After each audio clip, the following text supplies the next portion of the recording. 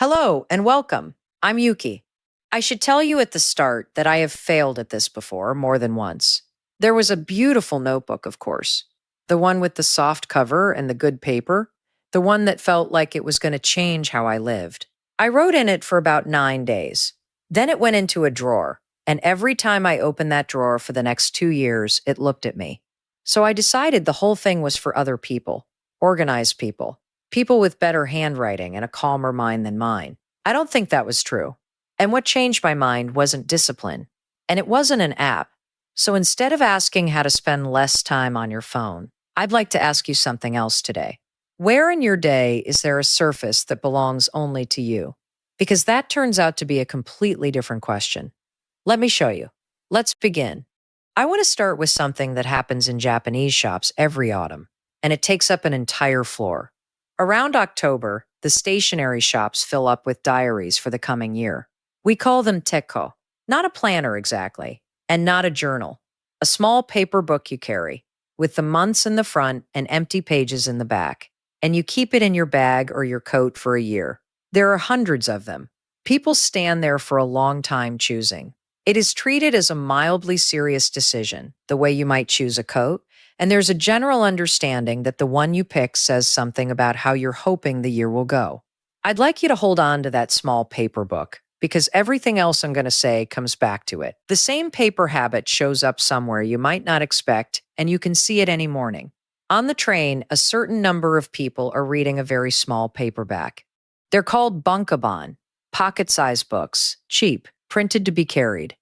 And when you buy one, the shop assistant will usually ask if you'd like a cover, and then wrap it in plain paper by hand while you wait. Now, the official reason for the cover is to protect the book, but everybody knows the other reason, which is that nobody on the train can see what you're reading. And I've come to think that's the whole point of it. For that half hour, what is going on in your head is nobody's business. There's no small glowing rectangle announcing your interests to the carriage, and nothing on the page is trying to work out what to show you next. There's a kind of shop here that's built around the same idea, and they're disappearing, which is a shame. An old-style coffee shop, we call it a kisaten. Dark wood, a counter, a master who has run it for 30 years. Cigarette smoke in the ceiling. Newspapers hung on wooden poles. One coffee, made slowly, for the price of about 2 convenience store ones, and nobody hurries you. You can sit for 2 hours with one cup and a book, and nobody will come and look at your table. Most of them have no Wi-Fi at all, and that's not an oversight. It's a decision. What you're actually buying is a couple of hours in which nothing is asking you for anything. Then there's the one place your phone genuinely cannot follow you, and almost every neighborhood used to have one. The public bath, the sento. You leave everything in a locker. Your clothes, your bag, your phone. There's no version of this where you take it in with you because you're wet and everyone else is too, and there is simply nowhere for it to be. And what happens is that you sit in the hot water for 20 minutes with nothing at all to do, in a room full of people doing the same. It isn't peaceful particularly. It's noisy and echoey, and somebody's grandfather is talking loudly about the baseball. But your attention is nowhere to go, so it comes back to you. That's a very ordinary experience here, and I don't think I appreciated it once until I lived somewhere without it. Quick note before we go on. My ebook, The Quiet Reset, has a simple 7-day plan for making your phone feel less automatic. It's the first link in the description. So let me stop and say plainly what I think is really going on, because this isn't about willpower, and it certainly isn't about Japan. Your phone is not stealing your attention. That's the wrong picture. The problem is that almost every surface you could put a thought on now belongs to somebody else. Think about where your thoughts go now. Into a notes app that syncs somewhere, into a message, into a search box, into a photograph. All of those are fine, and all of them are places where your half-formed idea arrives in a room that already contains somebody else's agenda. A suggestion, a notification, an unread number, a person you were about to reply to. Paper has no agenda in it. That's the entire property. It isn't better, it isn't purer. It doesn't make you clever. It is simply the only surface left where nothing else is waiting. And there's a second half, which took me much longer to notice. It isn't enough for the phone to be quiet. It has to be somewhere else. I don't think there's a good English word for the state I mean. It's the low hum of half waiting, the part of you that stays slightly alert in case something arrives, even when the thing is face down and silent on the table. You are never entirely in the room. And the strange thing is that it only lifts when the object is physically not there, which is exactly what a locker at the bath does, and exactly what a paper diary in a coat pocket doesn't need. Now, I should say plainly that I'm not against any of this. I'm speaking to you through a screen, and I'd be embarrassed to pretend otherwise. There's a small formal moment here that shows the same instinct, and it happens millions of times a day. When two people meet for work, they exchange cards. Meishi. You hand yours over with both hands, you take theirs with both hands, and then this is the part that matters. You actually look at it. You read the name. You don't put it straight in your pocket, and you certainly don't photograph it and put your phone away. It's a small piece of theater, and plenty of people find it a nuisance. But look at what it protects. For about 15 seconds, one person is completely the subject of another person's attention. And there is a physical object making that happen. Nobody has to decide to be present. The card does it. The same thing shows up in how people go and buy something. And it's the beat I've stolen most successfully myself. An errand here is often just one errand.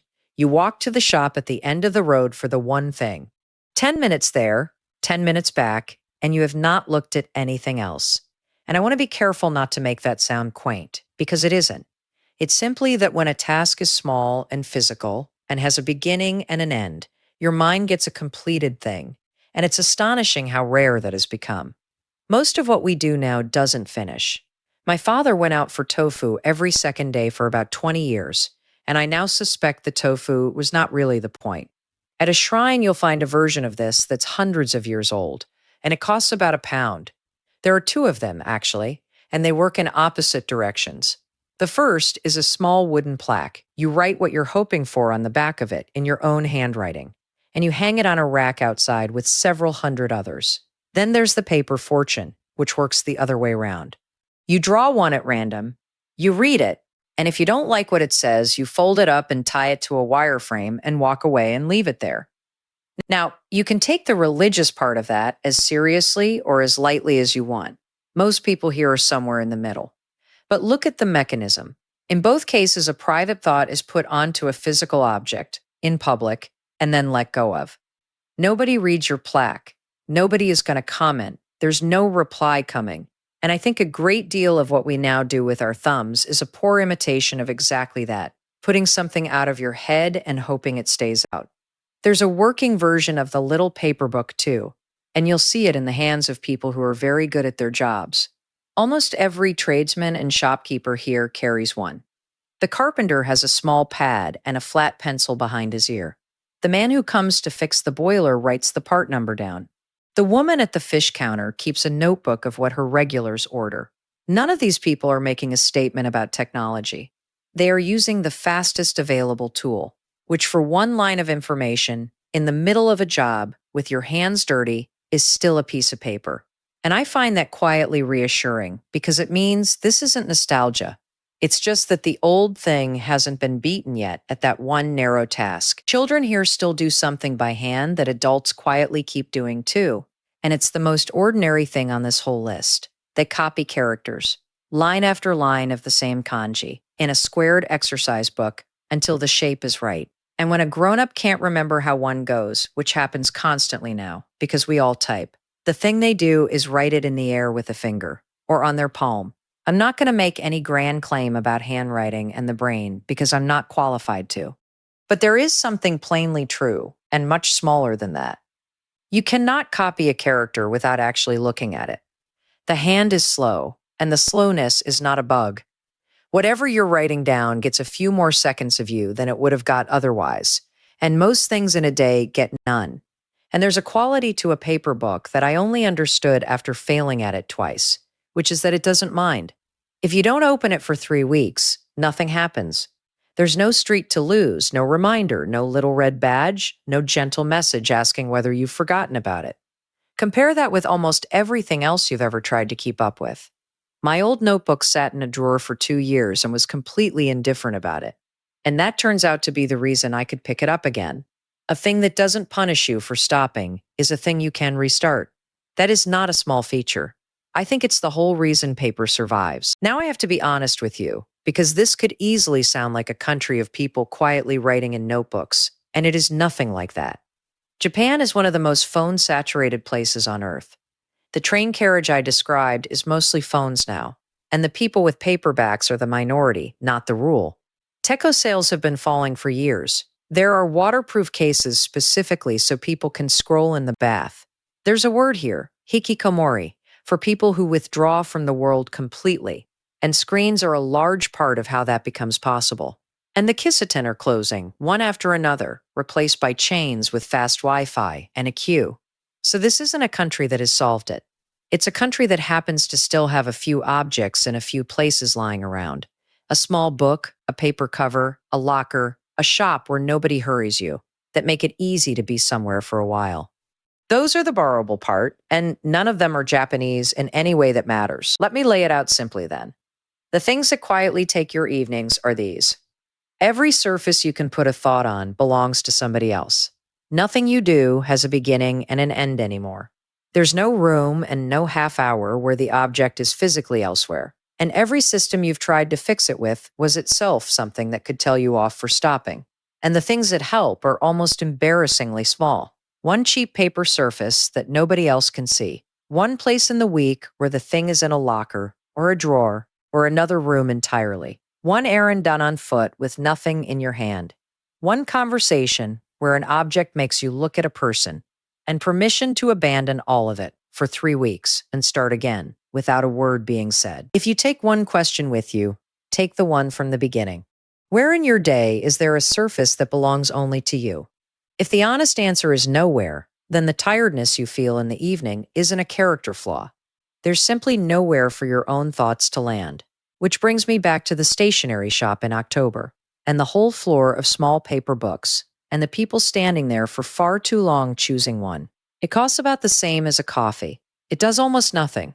It has no battery, no updates, and no opinion about how you're using it. You don't need a Techō, and you certainly don't need a beautiful one. Mine has a supermarket receipt in the back, and my mother's blood type written inside the cover. Buy the cheapest paper thing in the shop, put it in your coat, and let it sit there unopened for as long as it likes. It won't mind. That's the point of it. If you want more quiet experiments in making a little room for your own attention, subscribe to the channel.